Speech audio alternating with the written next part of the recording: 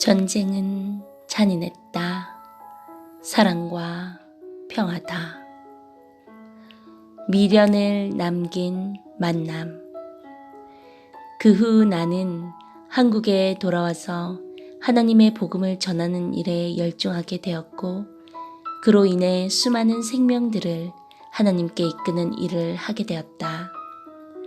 그러던 어느 날 1, 2차 파월 때 베트남에서 같이 근무했던 정연우 중대장이 보고 싶어 찾아보았다. 결국 주소를 알게 되어 서로 만나게 되었다. 그는 육군 소장으로 근무하다 예편했다고 하였다. 알고 보니 국방부 차관보까지 임명받았으나 건강이 좋지 않아서 도저히 근무할 수 없어 사양하고 예편을 하게 되었다고 했다. 간암으로 인해 자연요법으로 치료하며 요양 중이라고 했다. 나는 그에게 내 고향 물 좋고 산 좋은 곳에 개발을 해 놓았으니 와서 요양하며 있으라고 하였다. 자기가 와도 폐가 되지 않겠느냐고 묻기에 내가 좋아서 오라고 하는데 왜 폐가 되느냐고 하며 조용한 시골집을 안내해 주었더니 그는 2달 정도 내 고향에 와서 같이 지내겠다고 했다.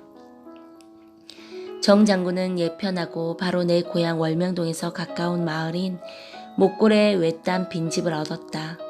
2달 반 동안 거기 있으면서 생활은 거의 월명동에서 하다시피 했다. 같이 예배도 드리고 작고 큰 신앙 집회에 참석하여 같이 기도도 하고 건강을 회복하기 위해서 기도도 받았다. 그는 천주교인이었다. 베트남에 있을 때는 개신 기독교인이었는데 자기 처제와 주변에 아는 사람들이 권유하여 지금은 성당에 나간다고 하였다.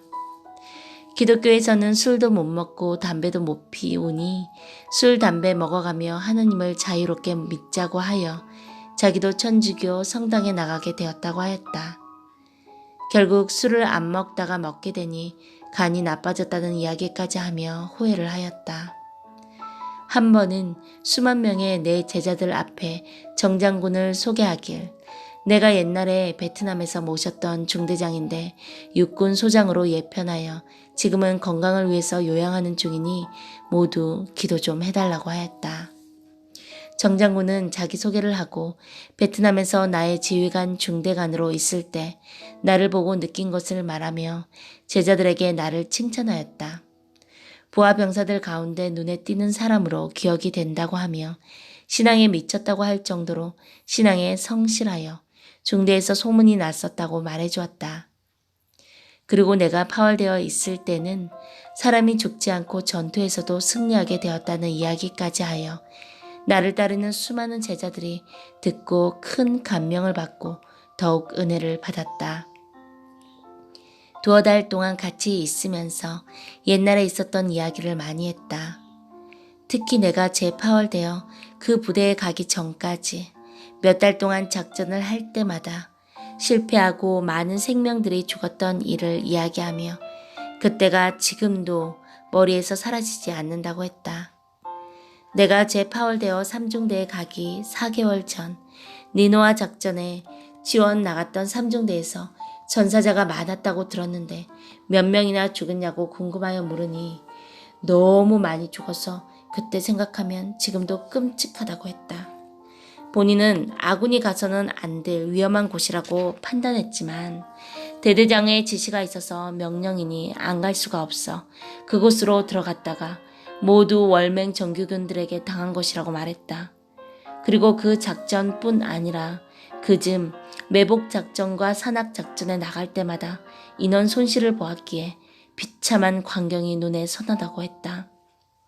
이 이야기를 듣고 그때 내가 재파월을 지원하게 된 동기도 말해주고 또 정 중대장에게 재파월 신고할 때 미친 사람같이 베트남에 왜 또 왔느냐고 책망받았던 이야기도 웃으면서 하였더니 자기도 기억이 난다고 말했다.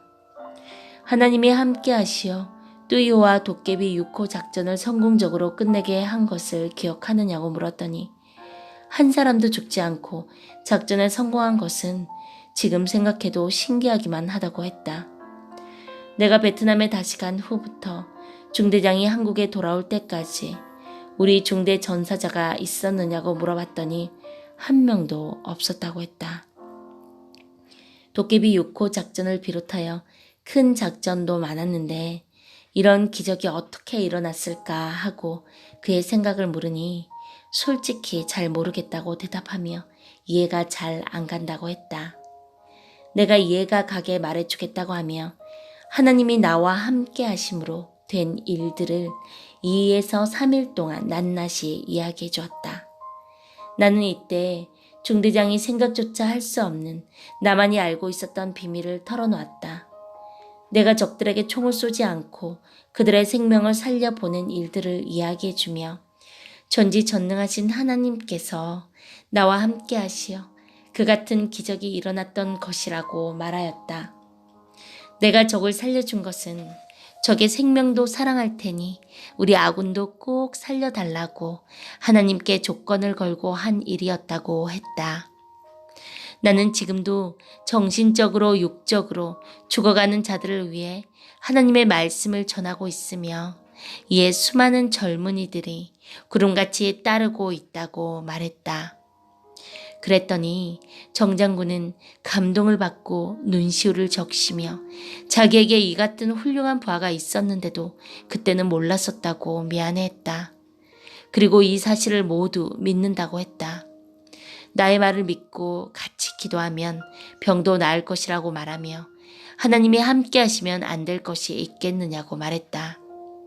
나와 함께 하시는 하나님은 옛날뿐만 아니라 지금도 함께 하시어 온 지구상에 복음을 전하러 가는 곳마다 기적을 일으키며 사람으로서 이해하지 못하는 일들을 하고 계신다고 했다. 그는 자기도 천주교 성당에 다니고는 있지만 신앙이 약하다고 말했다. 왜 그러냐고 물었더니 말씀을 들어도 와 닿는 말씀이 별로 없다고 했다. 여기는 왜 이렇게 많은 젊은이들이 따르는지 참으로 의아하다고 말했다. 내가 가르치는 말씀을 들으면 의문이 풀린다고 하며 나는 틈이 나는 대로 이 시대에 해당되는 생명의 말씀을 가르쳐 주었다. 하나님을 다시 체험케 하고 깨닫게 해주었더니 그는 큰 감명을 받았다. 이에 나는 내가 모셨던 중대장 2분이 다 별을 단 것도 참으로 신기하지 않느냐고 했다. 내가 첫 번째 파울됐을 때 중대장으로 있었던 민대위도 별을 2개나 달았고 또 본인도 별을 2개나 달고 제대했으니 신기한 일이 아닐 수 없다고 했다. 육군 사관학교를 나와도 군에서 별을 다는 것은 하늘의 별을 따는 것처럼 어려운 일이라 육사 출신 40명에 1명꼴로 별을 단다는 이야기들을 들은 기억이 있다. 더욱이 그 당시 간호 후보생 출신이 별을 다는 것은 아주 어렵고 드문 일이라고 들었다. 본인이 어떻게 별을 달게 되었다고 생각하느냐고 물으니 병사들을 잘 대해주고 군대에 충성한다고 상급 부대에 몇 번이나 보고되어 별을 단 것 같다고 말했다. 나는 그에게 진지하게 말하기를 내가 재파월되어 베트남에 갔을 때 바로 그 며칠 전만 해도 우리 중대가 전쟁에서 많은 생명의 손실을 보았지만 내가 간 후부터는 인명피해가 전혀 없지 않았습니까? 이것이 나와 함께 하시는 하나님이 나를 사랑하사 은혜를 베풀어 주신 표입니다. 정장군이 출신과 상관없이 장성이 되어 별을 2개씩 달고 국방부 차관복까지 임명받게 된 것도 우연이 아닙니다. 나와 함께 하신 하나님이 내가 사랑하는 상관에게 은혜를 베푼 것입니다. 하나님의 은혜로 그 수백 명 중에 정장군이 기적적으로 별을 달게 된 것입니다. 라고 그의 마음이 감동되어 뭉클하도록 이야기해 주었다. 그랬더니 그는 깨닫고 하나님께 정말 감사하다고 말하며 눈물을 글썽이면서 이를 깨닫지 못하고 산 것이 후회된다고 하였다. 나는 다시 성경 속의 인물을 예로 들어 설명해 주었다. 요셉을 사랑하시는 하나님은 뜻이 있어 요셉이 팔려간 이집트의 바로왕까지 사랑하사 요셉 덕분에 바로왕의 소원도 이루시게 하신 것이라고 말해 주었더니 정장군은 고개를 끄덕이며 들었다. 이와 같이 나와 함께 하시는 하나님이 내가 모셨던 두 중대장들에게도 은혜를 베푸시어 내가 들어도 신기할 정도로 두 분 다 별을 달게 된 것이라고 말했다. 그때 하나님이 나와 함께하여 승리의 운을 탄 것처럼 이제는 또 사형 선고를 받은 병을 고쳐주려 나를 만나게 한 것이라고 말했더니 정장군은 내 손을 꼭 잡으면서 이 모든 것이 우연이 아니고 하나님의 뜻이 있음을 믿고 싶다고 하며 꼭 건강해져서 인생을 뜻있게 살아보고 싶다고 했다. 요즘 시골에 와서 지내니 건강이 좀 어떠냐고 물어보았다. 더하지도 않고 덜하지도 않는데 기분이 좋아 곧 나을 것 같다고 말했다. 병원에서 간암 상태가 어떤가 보자고 하여 엑스레이를 찍어보니 좋은 결과가 나왔다고 했다. 그의 부인도 주일마다 내 고향 월명동에 와서 같이 지냈는데 마음이 참 착하고 정성스럽게도 남편을 살폈다.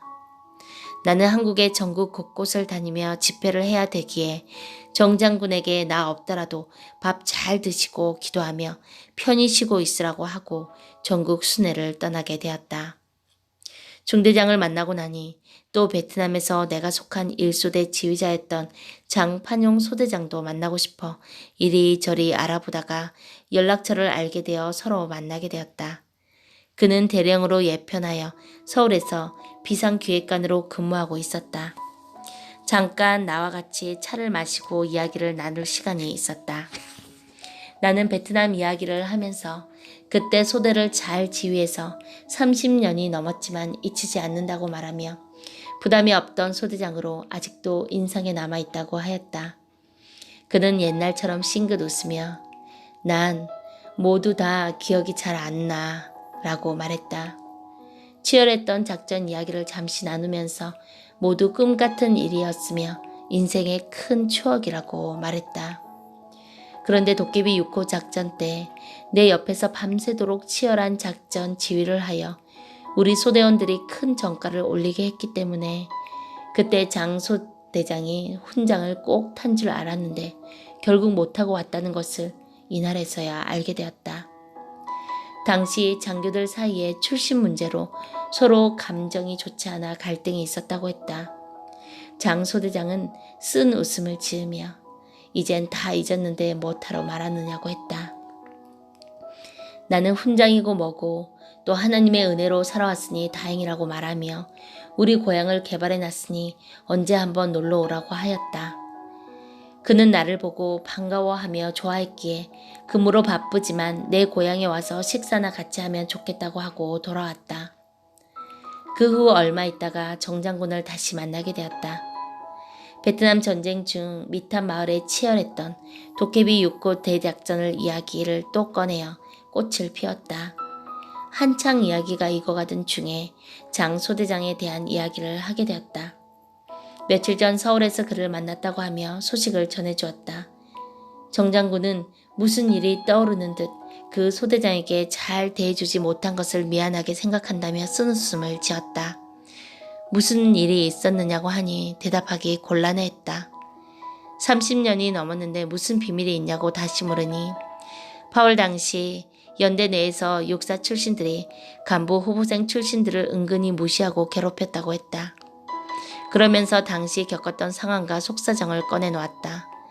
자기가 처음 베트남에 파월되어 홍도깨비 28년대의 대위로 발령받았는데 그때 연대장인 M 대령이 자기를 빨리 소총 중대로 보내어 임무를 수행케 하지 않고 연대에서 몇 주나 대기하게 했던 일, 너무 답답해서 잘 아는 사단본부의 준장에게 자기 사연을 말하였다가 그 일로 인해 연대장이 전화를 받고 자존심이 상해 군홧발로 자기 정강이 뼈를 걷어차며 온종일 두 손을 드는 기합을 주었던 일, 나중에는 손이 밑으로 내려오질 않고 몸살이 나서 며칠 동안 진땀을 빼며 앓았던 일, 이런 사연 끝에 3중대로 왔는데 한동안 작전 때마다 희생자만 내고 정가를 세우지 못하여 가진 책망을 받으며 난처했던 일 등 그때의 괴로웠던 기억이 지금도 생생하다고 말했다. 그래서 자기도 감정에 북받쳐 중대 안에 자기 부하 장교들을 본의 아니게 기분 나쁘게 대했다는 것이다. 군대나 사회나 이 같은 학연 싸움 또는 지역 싸움이 심정들을 상하게 하는 경우가 많다. 나는 그에게 아무리 기분 나빠도 옛 연제장한테 당한 일인데 그것 때문에 전쟁터에서 생명을 걸고 공을 세운 자를 챙기지 않은 것은 큰 실책이었다고 말하며 오랜 세월이 지나 지금에 와서 생각해봐도 죄책감이 드는 일이 아니냐고 했다. 며칠 전에 장 소대장에게 직접 들었던 이야기가 사실이므로 내가 소대장을 대신해서 마음 뜨끔하게 한마디 해주었다. 다른 사람도 아니고 정장군은 같은 종씨로서 거리감이 없었기 때문이다. 미안해하고 몇저거 하는 그의 태도를 보고 나는 재치있게 말을 돌려 다른 이야기를 이어갔다. 정장군은 지난날의 재미있는 사건과 정말 기막혔던 일들을 이야기하며 너털 웃음을 지었다. 그러다 우리는 삶이 서로 다름으로 또 헤어지게 되었다. 그 후 1998년 5월 한창 전국 순회 집회를 하러 다니던 중에 전화가 와서 받아보니 정장군이 돌아가셨다는 비보를 제자가 전해주었다. 가슴이 너무 찡하였다. 다시 건강해져서 이제는 하나님이 기뻐하시는 일도 하고 정말 인생 뜻있게 살고 싶다고 말하며 나에게 기도 좀 많이 해달라고 했었던 것이 생각났다. 아, 나를 다시 만났으니 하나님의 역사를 더 확실히 깨닫고 따랐더라면 죽음은 피하였겠건만 하는 미련만이 내 마음을 스쳐갔다. 그가 살고자 하는 정신과 삶에 대한 애착심이 무척 강하였기 때문에 나의 마음이 더욱 아팠다.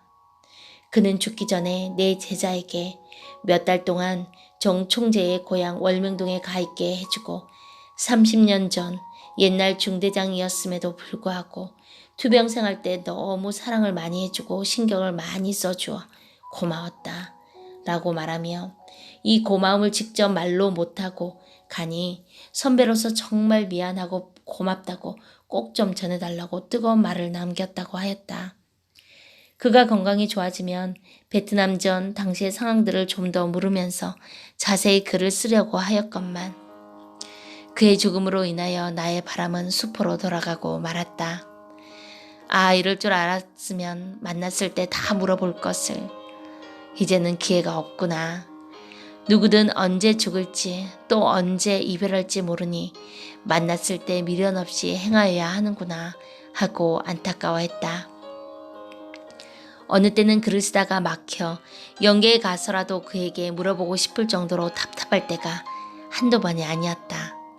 그래서 아하, 책은 혼자 쓰는 것이 아니구나 깨닫게 되었다. 정장군은 착하고 순수하였으며 집념이 강한 사람이었다. 키는 작지만 단단한 체구를 가지고 있었다. 하지만 범사에 생명을 다해 건강을 살피지 못하여 50대 중반의 나이에 죽음에 이르는 병이 찾아와 결국 듣고 보는 이들을 안타깝게 하여 인생을 끝내고 말았다. 그나마 죽기 전에 나를 우연치 않게 다시 만나 믿음을 더 뿌리박게 하였으니 무엇보다도 다행이라고 생각된다. 사람이 예고 없이 닥쳐오는 죽음을 예비할 수 있는 것도 복이다. 헤어진 지 30년이나 넘은 옛 중대장을 마음이 감동되어 찾았던 것도 우연이 아니고 그에게 하나님을 다시 알게 하여 영혼의 부활을 시켜준 것도 우연이 아니었다. 사람들은 이같이 인생 각각에 대해 하나님이 은밀히 행하시는 것을 모르고 대개 우연으로 돌리고 사람이 살다 보면 그렇게 되는 것이라고 운명으로 돌리고 만다. 하나님에 대한 인간의 무지는 일생을 두고 걸어가도 끝이 없는 멀고 먼 거리와 같다 하겠다. 이로 인하여 나는 인생이 겪는 삶의 허무와 죽음의 허무를 절실히 깨달았고 이 문제를 해결하기 위해 하나님과 인간을 묶어주어 야됨을 무엇보다도 절실히 깨닫게 되었다. 그러므로 전쟁에서 살아온 내 인생을 하나님께 드리게 되었다. 이제는 온 세상에 적군도 아군도 하늘도 기뻐할 평화의 시대가 돌아왔다. 옛날에는 서로 총을 겨누며 싸웠던 적이지만 지금은 모두 한 형제들이 되고 친구들이 되도록 지구촌 평화와 사랑의 대모임을 만들어 아시아, 유럽, 아메리카 등에서 현재 30개국의 젊은이들이 이 모임에 참석하여 진정한 평화와 사랑을 실현하기 위해 역사를 펴고 있다. 이 모임은 이 땅에 다시는 전쟁이 없도록 하는 지구촌의 사랑과 평화를 위한 모임이며 구원의 역사이다. 그 옛날 내가 전쟁터에서 죽을 날들을 살려주었듯이 또 하나님께서 전쟁터에서 나를 살려주셨듯이 지금도 나는 글을 쓰면서 하나님의 생명의 말씀을 지구촌에 외쳐 영혼들을 살리고 있다. 하나님을 믿지 않아 사망의 지옥으로 갈 영혼들이 하나님을 믿어 영원히 사는 하늘나라에 가도록 말이다. 나는 하늘의 뜻을 깨닫고 그 은혜를 보고 듣고 겪었으니 이 모든 일들을 말하지 않을 수 없어서 글로라도 남겨 하나님께 영광을 돌리고자 역사의 증인으로서 이 글을 쓰게 된 것이다. 아멘.